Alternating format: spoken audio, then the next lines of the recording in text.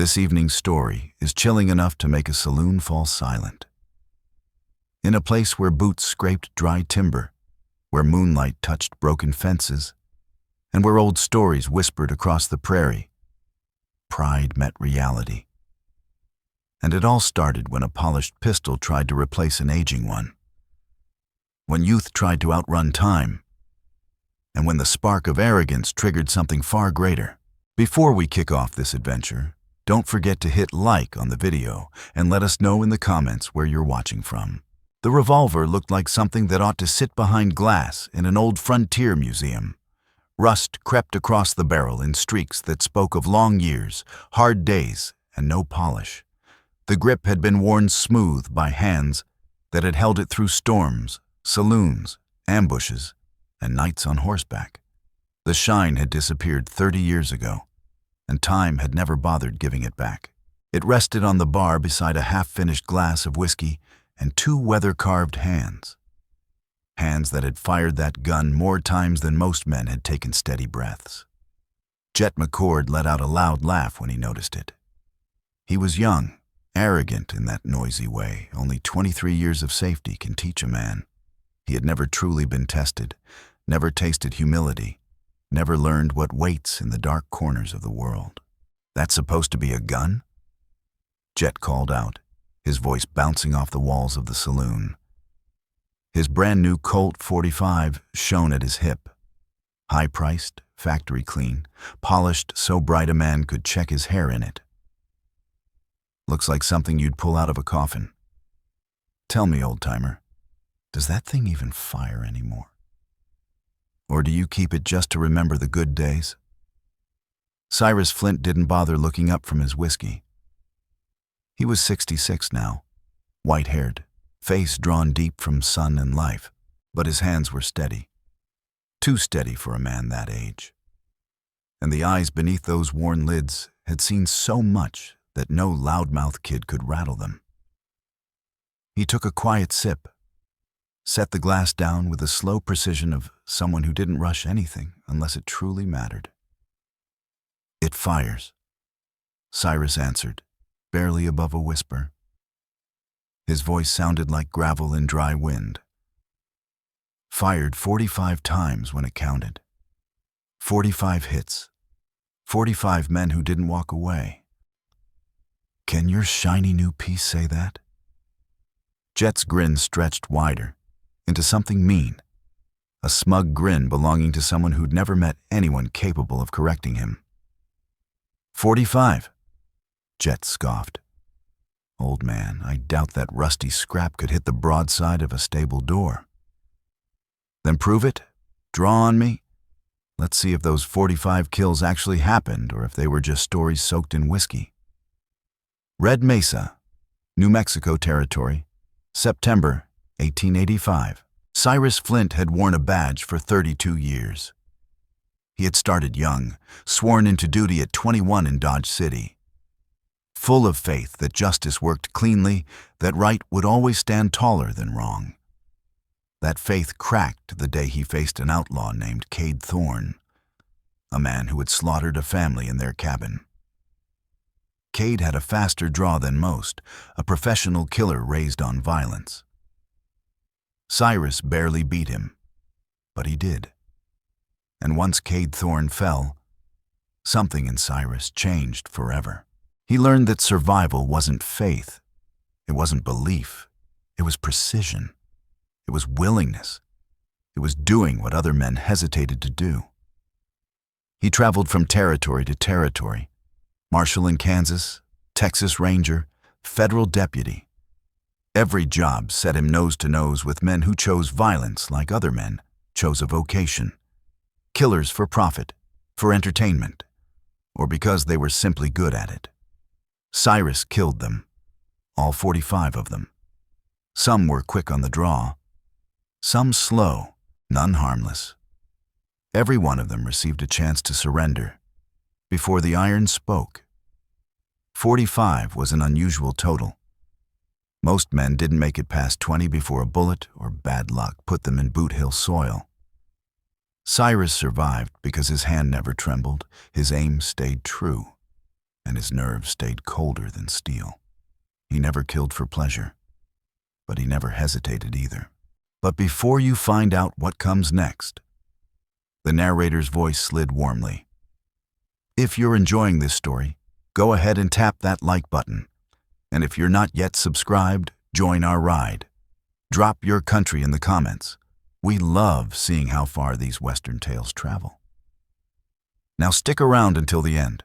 What comes next will surprise you. The Colt Navy 1851 had been his partner. He chose it at 25, right after a newer revolver jammed in a real gunfight, an instant that nearly ended his entire story. After that moment, he trusted only proven steel. The Navy had rolled off assembly lines between 1850 and 1873. Antique now, replaced by cartridge revolvers with bigger punch, simpler loading, more modern design. But Cyrus Flint's Navy had never failed. 45 men dead, 45 clean shots, 45 fools who believed an old revolver in an old man's grip meant weakness.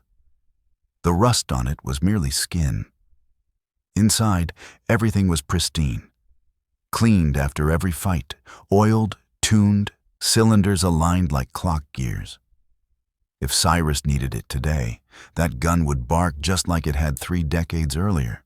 And Jet McCord was about to learn exactly how true that was. Jet's crew rode into Red Mesa that morning. 4 young men full of swagger, firearms, and the false belief that danger belonged to them. Jet led them. He'd killed 3 men in dust-town gunfights across Texas. He believed he was fast, deadly, the future of violence out west. The old legends were fading, their era gone. Now it was his turn. Clay Mercer lounged at a side table, 25 years old, sharp-tongued and quicker-handed. He had helped Jet twice during his 3 big fights, distracting opponents while Jet finished them. Not honorable, but it worked. Rusk Hanley stood at the door, 27, big-boned, fists like bricks, slow with a pistol but unstoppable in close reach. Milo Drayton, 21, sat at a window playing cards. The quiet one, the reluctant one, dragged into this because blood ties mattered more than reason. They came to Red Mesa looking for soft prey, an aging town guarding a bank with easy walls. But first, someone needed to learn fear, and the quiet old man at the bar seemed perfect. They rode into town hungry for quick money. Red Mesa was small, full of gray-haired folks and a quiet bank that wouldn't put up much of a fight. But first, they needed everybody to understand who ran things now. They needed fear, and fear started with making an example. And the old man at the bar, alone, unarmed at first glance, nothing but that antique revolver beside his whiskey, looked like the easiest mark on earth. Showing him up would send a message. It would tell Red Mesa that youth and fresh steel beat age and worn-out memories. If folks were scared today, nobody would interfere tomorrow. Not when money was on the line. Except Cyrus Flint didn't play his part correctly. He wasn't nervous. He didn't shrink back or try to disappear. He just sat there, calm as dry canyon rock, drinking like Jet McCord's words were coming from across the desert. Mildly interesting, but nothing that mattered. And that irritated Jet more than fear ever could. Fear he knew what to do with. Fear could be shaped, controlled. But indifference, now that was an insult. Indifference meant the old man didn't see him as a threat, didn't think he was dangerous, didn't show an ounce of respect. I said draw. Jet barked louder, his hand sliding toward his pistol grip. Unless you're too old and shaking. Unless those 45 kills are just whiskey-soaked fiction. Unless you're nothing but a washed-up drunk telling stories nobody asked to hear. Cyrus finally lifted his gaze. He didn't rush. He simply looked at Jet long enough to understand everything that mattered. Jet's face was untouched by trouble. Those eyes had never watched a man die the hard way. His stance leaned forward in forced confidence. His fingers twitched at his holster, too eager, too tight.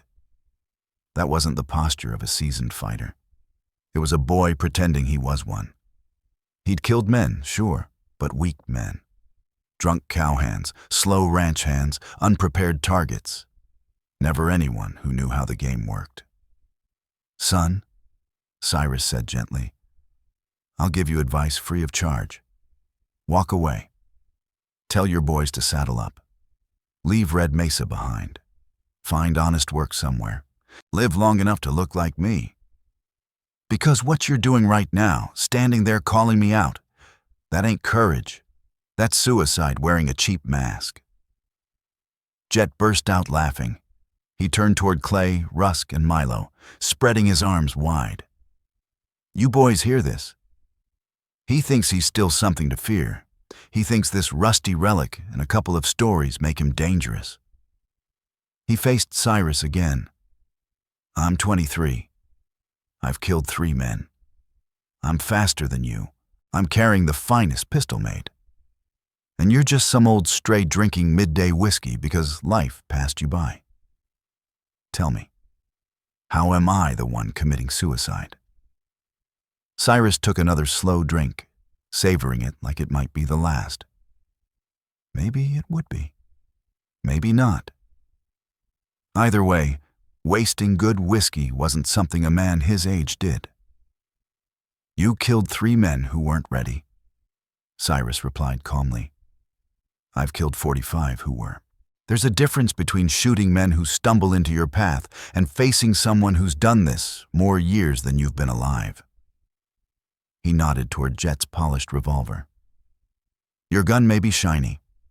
Mine works. Your speed hasn't been tested. I've been testing mine for 3 decades. Your confidence is based on luck. Mine's based on not dying for 32 years. "Oh yeah," Jet snapped back. "No. Your 32 years are just hiding in backwater towns, drinking yourself quiet, pretending you were somebody once.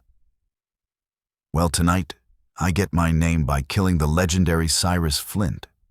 That's who you are, right? I heard all the stories. You're supposed to be the legend no one could beat." "I was," Cyrus murmured. "And I still am. If you want to test that, draw. If you want to be number 46, go ahead.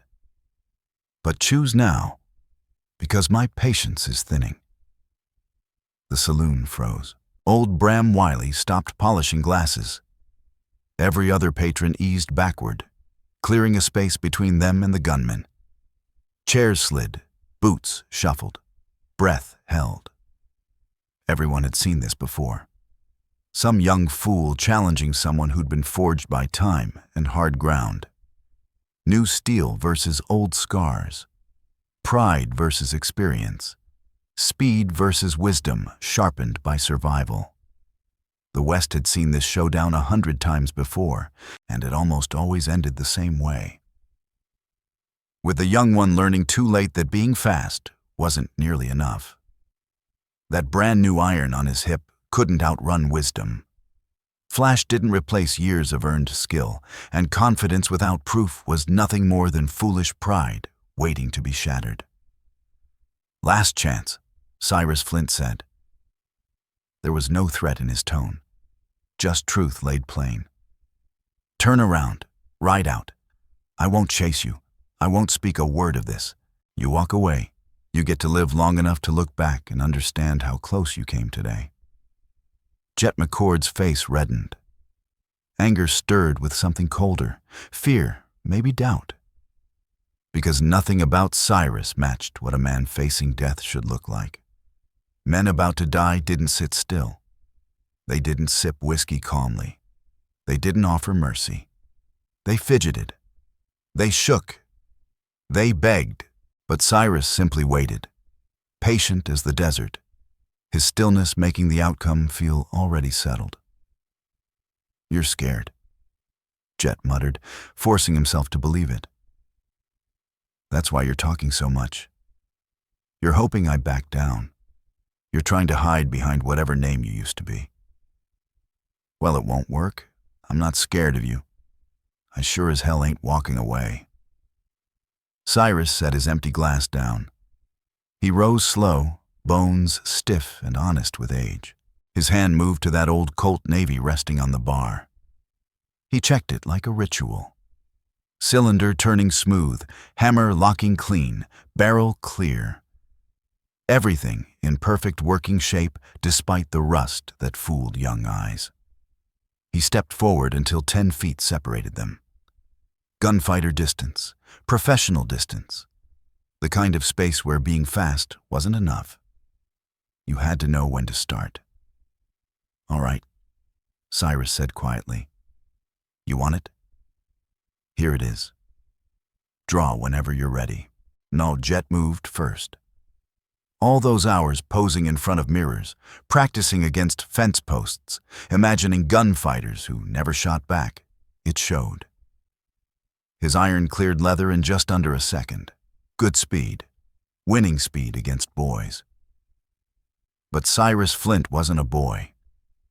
His hand moved before Jet's fingers even tightened, because Cyrus had read the signs. The twitch in the jaw, the small inhale, the shift of heel into the floorboard. 32 years of watching men die had taught him exactly when someone was about to shoot. The old Navy lifted smooth, not rushed, simply inevitable. Cyrus's thumb cocked the hammer. His fingers settled the trigger. His eye chose its place.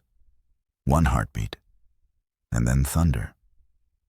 The slug crossed the space and punched straight into Jet's chest, right through the heart. Instant, clean. No time for fear, regret, or realization.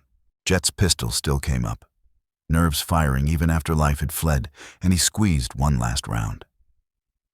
It hit nothing. The wall splintered 8 feet wide. Useless. Meaningless. Noise. Jet staggered backward, falling like someone being erased from the world. His polished Colt still clutched tight, untouched by real use, pretty steel that had never earned its keep. The kind of weapon that fools think makes them dangerous. Blood crept across the saloon floorboard. His eyes stayed wide, but they saw nothing now. Because weapons don't keep a man alive. Skill does, experience does, and Jet McCord had never owned enough of either. Cyrus lowered the Navy as smoke curled from its barrel, drifting upward like another name entering his past. 46 now. One more face among the ghosts that still walked behind him. Clay Mercer rose from his corner seat, one hand hovering over his revolver, his face drained of all color. You killed him. Jet was... He didn't. You could have... He drew first. It wasn't a choice, Cyrus Flint replied, his tone flat and emotionless. He asked for this. He got it. Every soul in here saw it. Self-defense. Nothing more. The old Colt Navy stayed in his grip. Cylinder still full enough for trouble. 5 rounds, enough for 3 men if they insisted on throwing their lives away. Clay's fingers trembled. His anger collided with raw terror. Jet McCord, his friend, his leader, had convinced him they were unstoppable, that youth and new steel meant superiority, that old legends were dying relics waiting to be buried. Yet the legend stood alive and unshaken, while Jet lay dead on the floorboards. You murdered him, Clay stammered. He didn't have to die. You could have... What? Let him bury me? Cyrus snapped, his voice sharpening like the edge of a whetstone. You wanted me to stand still so he could brag about killing Cyrus Flint? He stepped forward. Well, I'm still standing, still breathing. Your friend came here begging for death, and death answered. He chose violence. Violence answered. That's how the West works, and how it always has. Clay's grief twisted into reckless fury. His hand shot down toward his holster, and Cyrus had already read the tell. Shoulder shift, breath pull, the tremor firing through Clay's arm. the old gun lifted with the same cold precision that had ended 46 fights before this one. The shot thundered. Clay staggered backward, gripping his throat, choking on his own blood. Cyrus had aimed for the chest, but Clay turned as he drew, and the slug tore through his windpipe instead of his heart. A bad death. Slow. Cruel. Cyrus hated throat shots. They were never clean, but clean wasn't always part of surviving. Clay fell to his knees, gasping, gurgling, drowning in red. Rusk Hanley exploded from the doorway, gun drawn, voice shaking with rage. "You cold-blooded killer!" He fired. Cyrus dove, age burning through his joints. But training overwrote time. He rolled across the floor, sliding behind a heavy oak table as splinters burst where his head had been. Rusk wasn't like the other fool. He wasn't bluffing. He meant to kill. His aim was sharp, his timing disciplined. But Cyrus Flint had spent 32 years fighting men better than him. From darkness, from cover, wounded, outnumbered, he popped up for the span of a heartbeat, just long enough. The Navy roared again. Rusk's forearm jerked violently, gun skidding across the floor. He screamed, clutching his arm. Not fatal, but fight-ending. That was intentional. Cyrus spared a life when he could. Being stupid wasn't a crime punishable by burial. 3 shots had been fired. 3 men were down. Jet McCord lay dead. Clay Mercer was dying slow. Rusk Hanley was crippled and cursing. And Milo Drayton sat frozen at the card table, both palms visible, gun untouched. Cyrus leveled the barrel at him. "You drawing? Or did you inherit something your friends never had? Sense?" "I'm smart," Milo blurted out, voice shaking. "I'm real smart. I'm not drawing anything. I'm not fighting anybody." He rose slowly, hands held high. "I just want to walk out of here. Jet talked me into this. He was my cousin. I wasn't supposed to fight. I was supposed to watch the horses. I'm not a gunfighter. I'm just a scared fool who followed the wrong person." Cyrus studied the kid carefully and saw the truth. Fear lived in his eyes, along with shame and undeniable relief that a bullet wasn't meant for him. "Help your friend," Cyrus said, motioning toward Rusk Hanley. "Get him to a doctor, then leave Red Mesa. Both of you. Don't come back. Don't chase revenge. Don't make me add more to my count." "Yes, sir," Milo Drayton whispered. His voice cracked under the weight of everything he had survived. He moved toward Rusk, helping the wounded man to his feet. "Thank you. We'll go." He took one last look at Jet McCord's body, then at Clay Mercer, whose breathing had finally gone silent. "We'll never forget this. We'll never forget who—" But he couldn't finish. His throat closed on the words. He supported Rusk's weight, and the two stepped through the batwing doors into the hot afternoon sun, toward whatever life waited for them, now that death had taught them lessons they would never erase. Inside the saloon, silence thickened. It pressed on the walls, on the tables, on the blood cooling across warped wood. The smell of gunpowder still hung in the air. Death claimed its space boldly, without apology.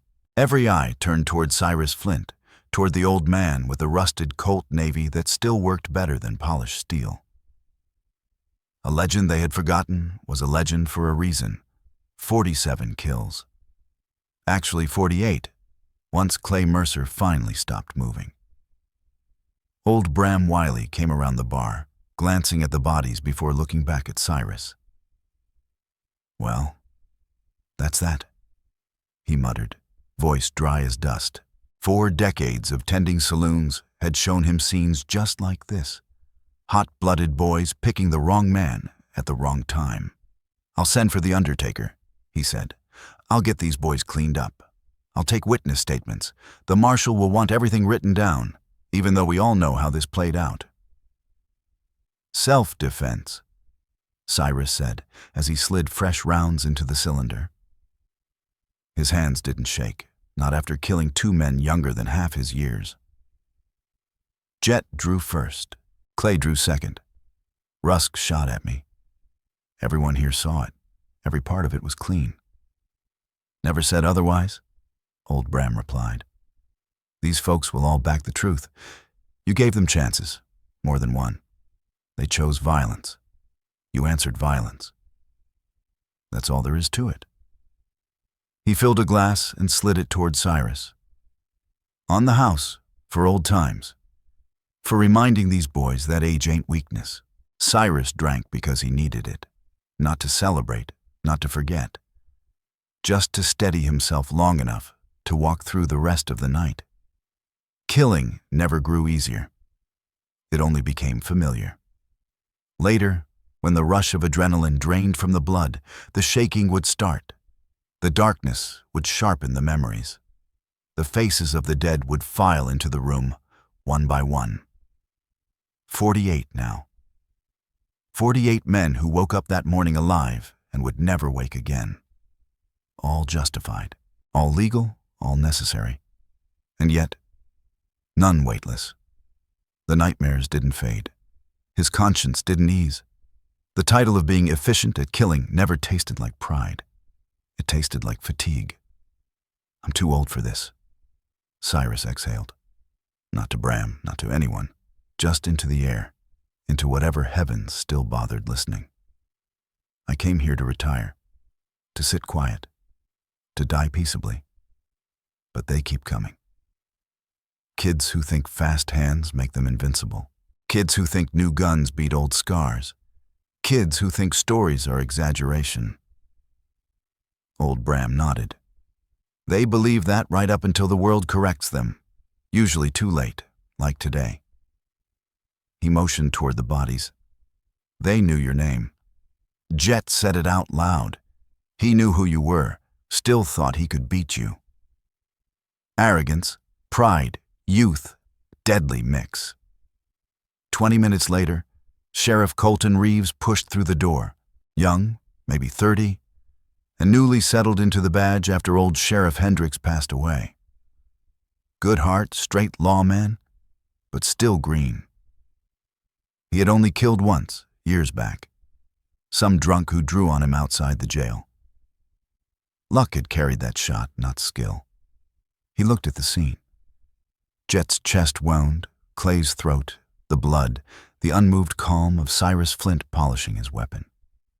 "Mr. Flint," Reeves said carefully, "I'm going to need a statement.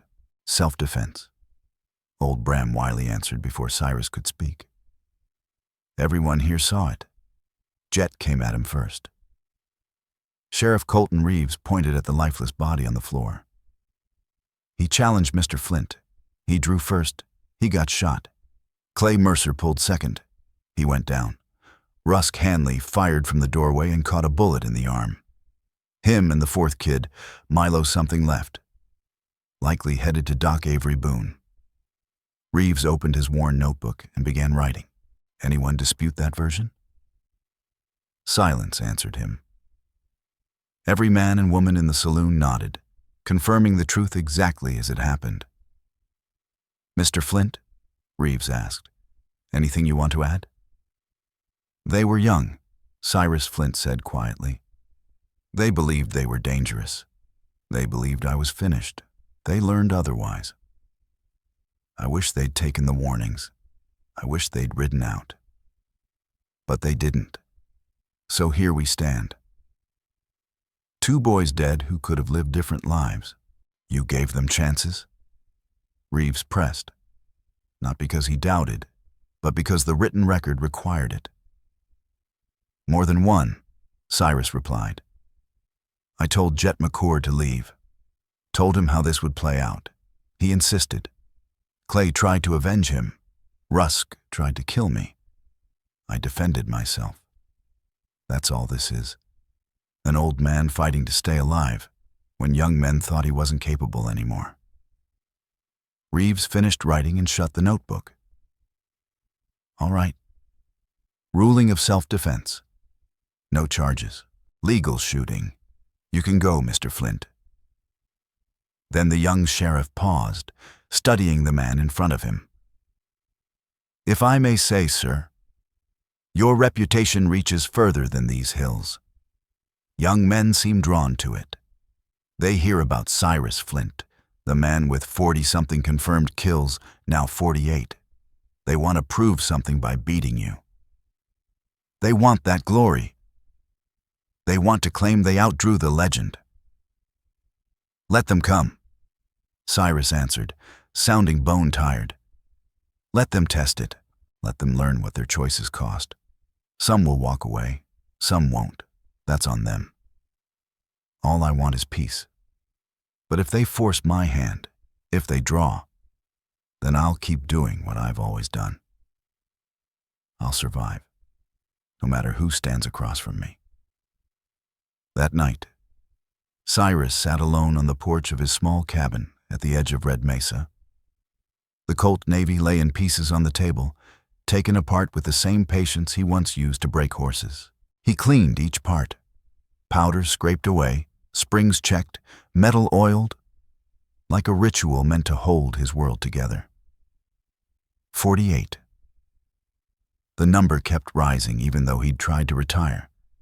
Tried to fade into dust, tried to be a quiet old man waiting for his final sunset. But young guns kept showing up, chasing a name, chasing a rumor, chasing their own death. He remembered his first kill. Torres, an outlaw who had robbed a stage and murdered 3 passengers. Cyrus had been 21 then, a shaking young deputy wearing a badge too big for his confidence. When Torres drew, Cyrus's hands moved faster than fear. His bullet landed. Torres didn't get back up. That night, Cyrus threw up until dawn. He trembled for hours. He tried to quit the badge. But the townspeople raised him on their shoulders, cheered him, called him hero. He realized something dangerous. He was good at the one thing decent men prayed never to become good at. His hand was fast, his aim flawless. His nerves refused to break. And so the number grew. 5, then 10, then 20, then 30, 45, now 48. Each death carved into him like initials burned into wood, marks that didn't fade. He remembered some names, most faces, especially the ones who died hard. Throat shots, gut wounds, men begging, men crying, men calling for someone who never came to help them. Those were the ones that woke him up at night.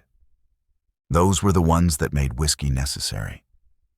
Those were the reasons solitude felt safer than company. Because company meant conversation, and conversation meant questions, and questions led back to stories he no longer wanted to relive. The Colt lay reassembled on the table, clean and precise once more. Ready for number 49 if fate demanded another test. Cyrus Flint hoped it wouldn't come to that. He had hoped the same at 40, at 45, at 48. Hope was fool's gold, pretty to look at, worthless in the end. Men would keep coming, drawn by stories they didn't understand. And Cyrus would keep surviving. Until the day someone quicker, smarter, or luckier finally stopped his count by stopping him. 3 days later, a rider arrived. Older man, maybe 50, wearing fine town clothes. Not a gun hand, not a drifter. The kind of man who carried a ledger instead of a holster.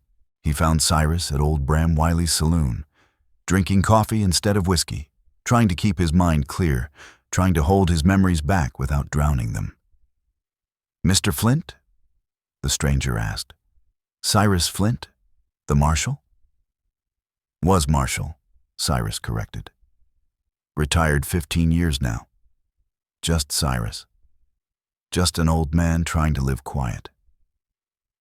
"I'm Harlan Creed," the man introduced, extending a gloved hand. "From Santa Fe, representing the New Mexico Historical Society. We're documenting notable lawmen." Your name appeared repeatedly. 48 confirmed kills, 32 years of service. We'd like to include you in our record. An interview. Your story. Cyrus's expression darkened like the sky before rain. No. I don't want my story printed. I don't want anyone remembering it. I don't want kids reading about it and deciding they need to test themselves against me. That happened 3 days ago. Jet McCord and Clay Mercer. They heard tales, believed them, and now both are in the ground. Their mothers are grieving, he muttered, because somebody told stories about Cyrus Flint. But those stories matter? Harlan Creed insisted. They're part of this country's history.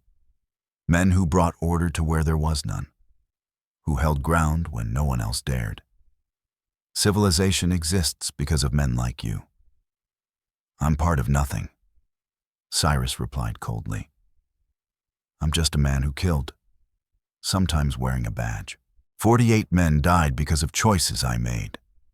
Some deserved it, some might not have. All of them had futures, cut short the moment my bullet found them. That's not glory. That's not history. That's something better left forgotten.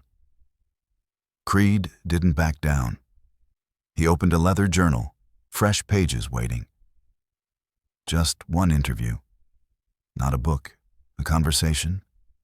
Tell me about the gun. Why that revolver? Why did it never fail you? People want to know. They want to understand. Cyrus glanced at the Colt Navy resting on his belt, the worn grip, the battered frame, the metal that had ended 48 lives.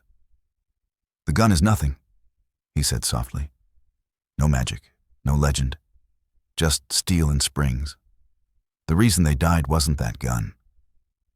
It was me, my hand, my timing, my willingness to pull the trigger when others hesitated. That gun didn't kill those men. I did. Still, Creed persisted, offering money, discretion, the chance for Cyrus to speak his truth instead of letting somebody else invent versions that weren't accurate. Against his better judgment, Cyrus nodded. One interview, he said. You get your questions answered tonight. After that, you leave, and you don't return. They sat on Cyrus's porch while the afternoon sun stained the desert gold. Creed held his journal like scripture, thinking history was beautiful rather than blood-stained. Cyrus held a whiskey glass and his fatigue. Tell me about the first one, Creed prompted. Torres, the man who started your reputation.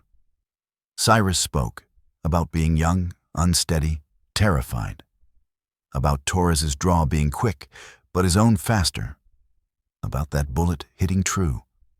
About watching life stop in another man's eyes. About the applause afterward, folks calling him hero. And about realizing that this dark thing, this deadly ability, was what he was built for. Killing efficiently, without hate, but with absolute resolve. And the Navy? Creed asked. When did you choose it? After the 5th kill, Cyrus answered. I used a different gun before. A newer model, Cyrus Flint said. It jammed and I almost died. That was enough for me. I needed something simpler, something proven. He lifted the old Colt Navy slightly, not proudly, but with familiarity. The Navy had history. Thousands built. Soldiers carried it in 2 wars. Lawmen trusted it. No tricks, no gimmicks. Reliable if you respected it. Deadly if you knew how to aim. Harlan Creed leaned forward. And the rust, the way it looks, does that bother you? Does it bother you that men like Jet McCord underestimated you because it looks old? No, Cyrus said. People seeing it as useless keeps me breathing. They look at this revolver and see a relic. They look at me and see someone to outrun. They get bold. They get sloppy. They draw thinking the outcome is decided. He paused. And then they learn the truth. "The rust doesn't change function," he muttered. "It only fools the ignorant. If people want to judge a gun or a man by what's on the surface, that's their funeral." Creed scribbled on his pages as if writing sacred scripture, turning spilled blood into preserved memory. "And now?" he asked gently. "After 48, do you regret any of it?" "All of it," Cyrus answered. His voice was steady but quieter, like gravel in a shallow creek bed. "Every single one, even the ones where justice was clear. Every man I killed, that's weight. That's a ghost. That's knowing I'm exceptionally good at something terrible, ending lives. That's not talent. That's not blessing. That's damnation." Creed pressed again. "If you could go back, knowing the cost, would you still take the badge?" Cyrus didn't rush. He truly waited. 32 years of blood, 48 dead men, restless nights, whiskey-stained silence, a wife who left because she couldn't sleep beside violence, a refusal to have children, because what kind of father raises life while spending every day taking it? A life of solitude, a life where survival meant no softness, no peace. Finally, he answered, "Yes, I'd wear the badge again." The frontier needed someone. Towns needed walls made of flesh and bone when they had no walls of stone. Someone had to stand in the doorway when killers came looking for victims. And if it wasn't me, it'd be another man. Maybe one faster, maybe one drunker, maybe one cruel.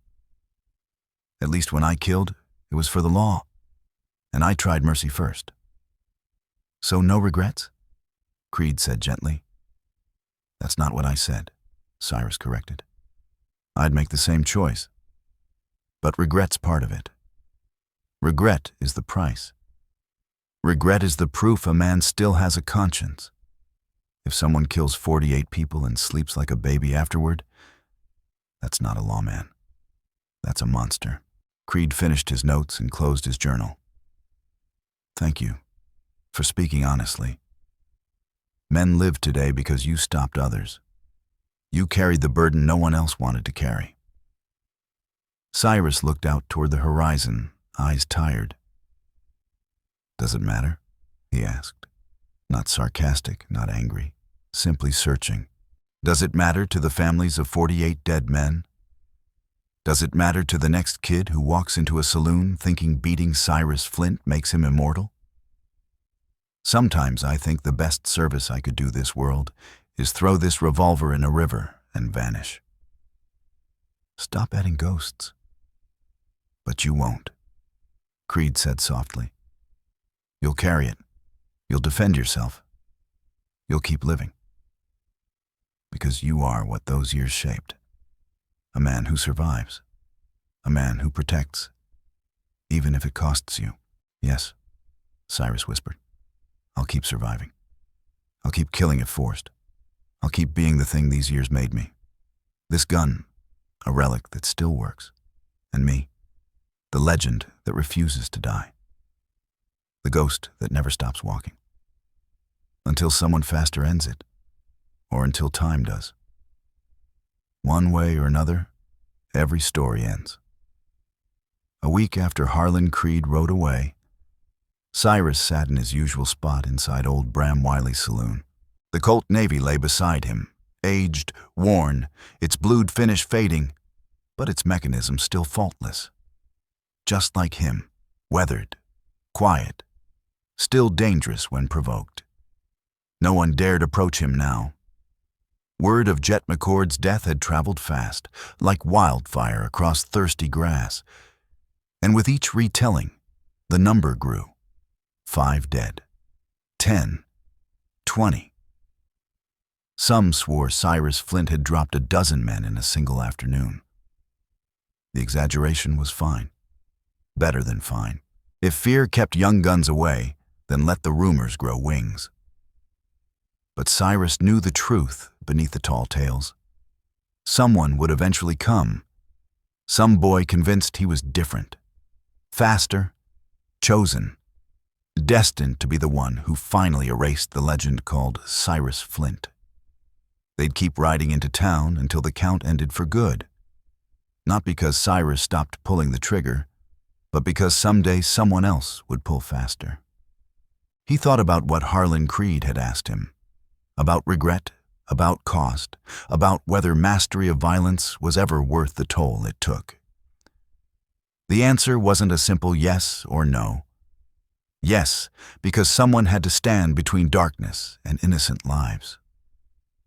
No, because being good at killing meant carving pieces out of yourself every time you survived. You couldn't be fully human and fully efficient at the same time. A man had to choose. Cyrus had chosen to be effective, chosen survival, chosen to be the thing that hunted the hunters. And the bill for that choice had been steep. Love, lost, home, abandoned, connection, ruined, peace, something other men enjoyed. He had traded all of it for 32 years of keeping strangers alive. Was it worth it? Ask the families who lived because Cyrus Flint had planted a bullet in someone wicked. Ask the towns protected from raiders, stage robbers, and hired killers. They would say yes. They would call him hero. They would claim his burden mattered. But ask Cyrus, the man who woke up to ghosts in his room and cleaned a revolver that had never once failed him. He would say he didn't know. Maybe saving others was worth the cost. Maybe not. He didn't get to decide anymore. All he could do was continue. Continue breathing. Continue outliving men who swore he was old enough to fall easy. Continue being a weapon people built stories around. The Colt Navy rested beside him. Rusted in all the wrong places, deadly in every place that mattered. The barrel worn smooth, the wood grip darkened from 48 lifetimes spent in his palm. Just like the man who owned it. Aged, forgotten by time, still lethal. Both relics from a blood-soaked era. Both still ready if challenged. Both waiting for the next fool who thought rust meant weakness. One day someone would say, that old revolver can't kill a thing. No. And they would learn why it had taken 48 lives. And why, God willing, it wouldn't need to take 49. Finally, let me send my deep thanks to you. Thank you for giving your time to this story. Some journeys shape us, and we hope this one left a mark on your heart. There are more paths ahead, more legends of love, hardship, and redemption beneath the western sky. Please subscribe, leave your thoughts, and travel with us once again. Thank you, and God bless. Aviso legal. Disclaimer. The stories presented here are creative expressions and may mix historical inspiration with dramatized scenes. AI tools contribute to some elements of voice, imagery, and structure. But every published story is refined by editors and creators to ensure authentic emotional impact. We honor YouTube's policies and do not generate deceptive likenesses or artificial depictions of real people. All audiovisual components are legally licensed. Any use, redistribution, or alteration of this content must be granted through written consent. Your presence here means a lot. Thank you for supporting artistic storytelling.